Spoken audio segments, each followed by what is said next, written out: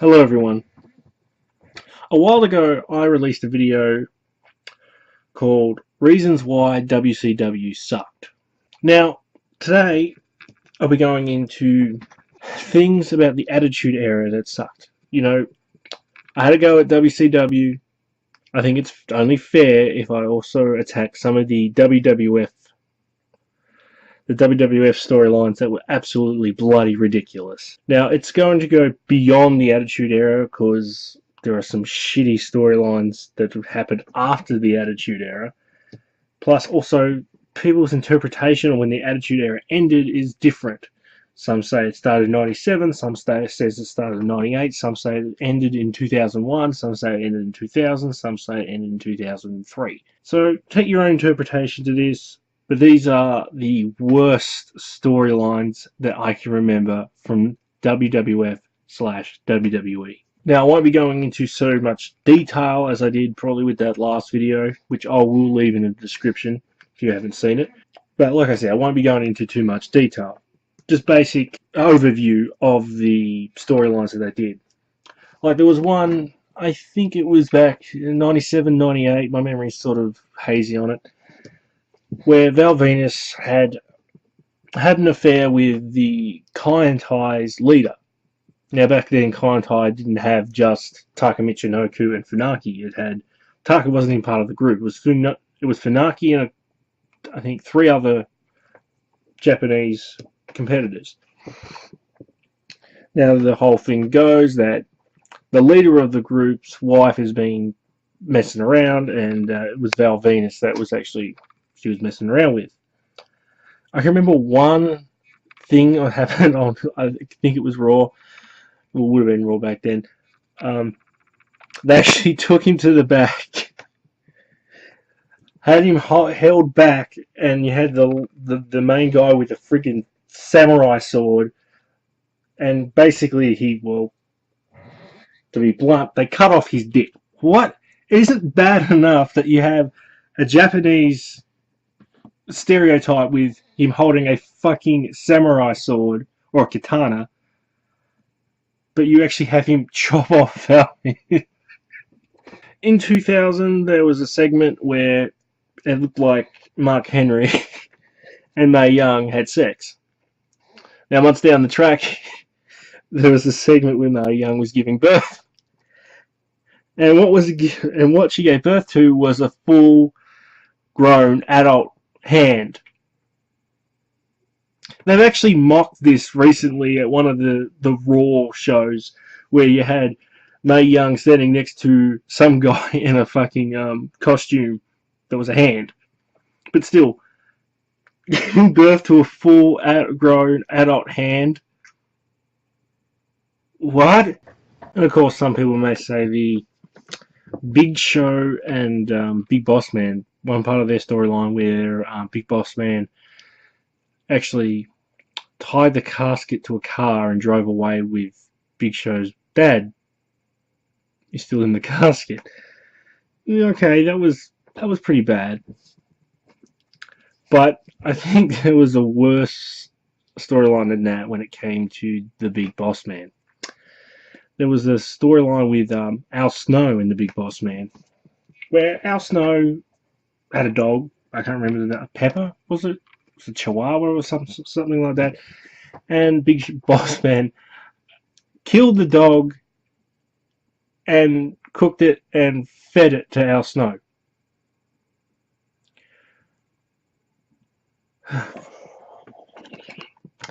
And then you had the Kennel from Hell match where they had a Hell in a Cell, and inside the Hell in a Cell you had a steel cage. You go over the cage first, and then there's a whole bunch of dogs surrounding the ring. Of course, they actually had controllers or something to hold the dogs back, and then you had to get out of the cell. The Kennel from Hell match was absolutely terrible.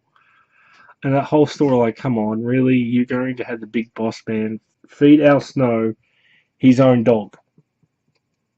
Ironically named Pepper. There was Perry Saturn and that stupid mop he used to carry around, which he used to call Moppy. If we actually go past the Attitude Era and get something a little bit more recent, the Vince McMahon and Shane McMahon versus Shawn Michaels and God. That was so bloody stupid. I just remember the segment when Vince was in a church. He got a little bit of the water from the like holy water, and he tried to spray it up like Triple H. It was funny because it was absolutely ridiculous. And then they had the whole light thing to represent God at Backlash that year. I think it was 2004? No, it wasn't 2004. It might have been 2007. But that was just stupid. The Kiss My Ass Club. Paul William Regal.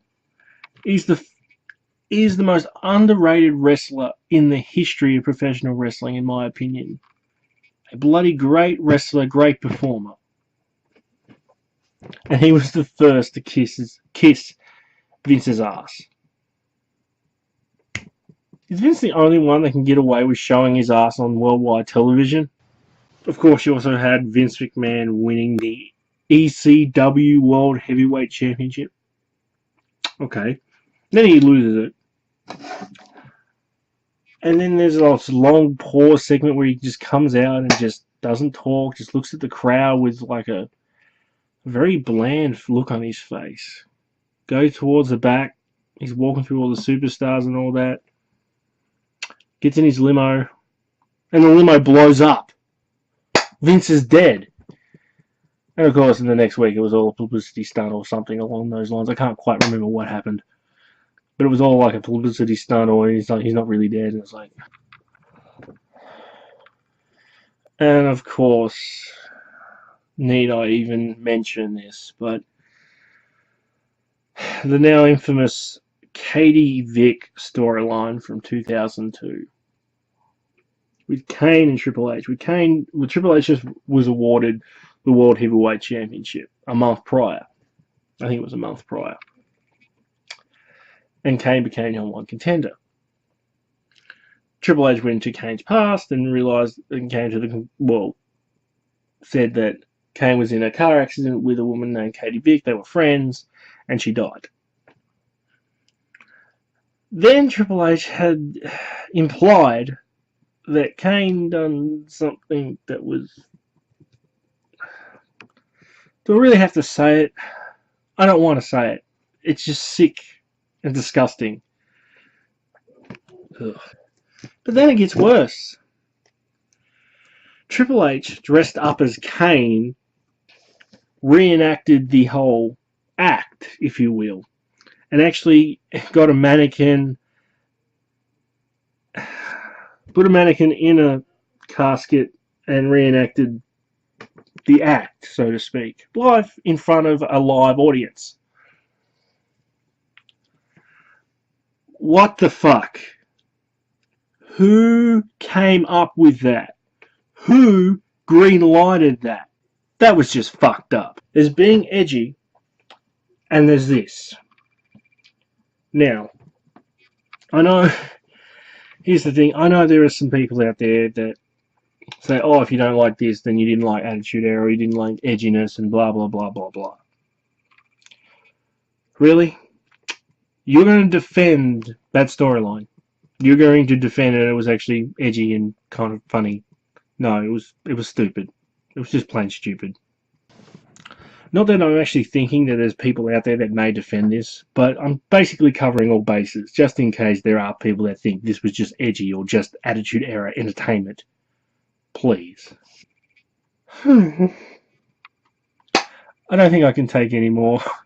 Thinking back at all these silly, ridiculous storylines that WWE has done, and they're still in business. So obviously they must be doing something right. And there you go. I had my shots at WCW, and for the case of just being fair, I had my shots at the WWF during the Attitude Era, as well as some more recent storylines, to show that not every wrestling company, and not every company, and not everyone is perfect. There's going to be crap. Kuiper's out.